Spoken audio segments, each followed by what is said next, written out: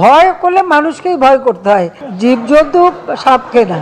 জীবজন্তু পশু সাপ যাই বলেন, এরা কিন্তু খামাখা কোনোদিন কোনো মানুষকে আক্রমণ করে না। যেমন আমি আমার ব্যক্তিগতভাবে বলি, গত 1 মাস যাবত আমি কিন্তু কোনো শুটিং এ যাচ্ছি না। দেশব্যাপী আপনি জানেন যে ছোটখাটো হলেও একটা আতঙ্ক তৈরি হয়েছে রাসেল ভাইপার্স বা যে চন্দ্রবোড়া সাপ নিয়ে। তো এটা যতটুকু না প্রকারান্তরে আছে দৃশ্যত, তার চেয়ে বেশি আমার ধারণা যে সোশ্যাল মিডিয়ার কারণে হয়েছে। যাই হোক, একটা আতঙ্ক তৈরি হয়েছে, এটা ঠিক আছে।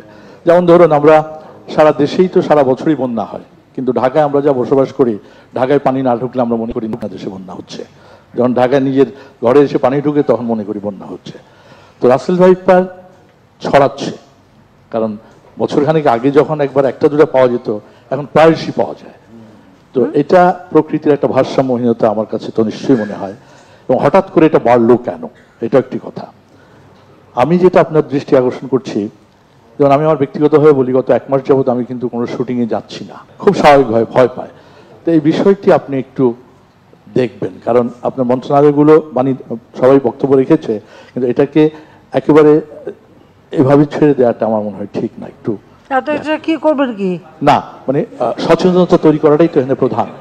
অবশ্যই সচেতনতা তৈরি করাটা এখানে প্রধান, কারণ শুনে এটা তো পরিবেশের ভারসাম্য রক্ষার জন্যই জীবজন্তু, তাই না? অবশ্যই মেরে ফেলছে, এটা তো ঠিক না। এটা আর কিছু না, যারা চলে তারা একটু সতর্ক হয়ে চলতে হবে।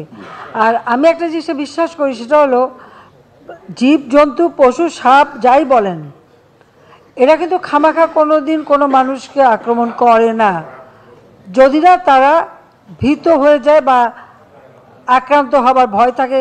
তাছাড়া তারা কিন্তু কোনোদিন কারো ক্ষতি করে না। এটা আমার নিজের দৃঢ় বিশ্বাস, এবং এটা আমি নিজেও দেখেছি। আমরা তো যখন মাছ ধরতে বসি, কতদিন দেখি সাপ যাচ্ছে।